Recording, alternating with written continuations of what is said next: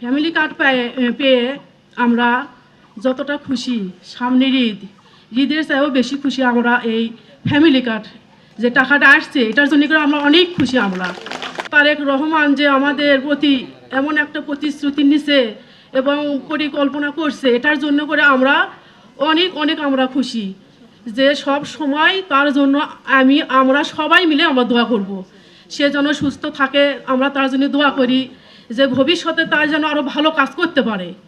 আমরা family card পেয়ে খুশি, এরই বড় আনন্দ যে সবাই জানতে পারছে, সবাই পাচ্ছে যে ফ্যামিলি কার্ডটা সবার জন্যই, এটাই খুশি।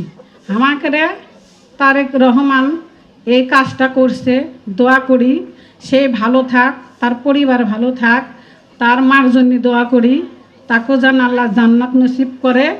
আমাকে জন্য এত বড় একটা কাজ করছে তার সন্তান, আল্লাহ আলহামদুলিল্লাহ তারা ভালো থাক।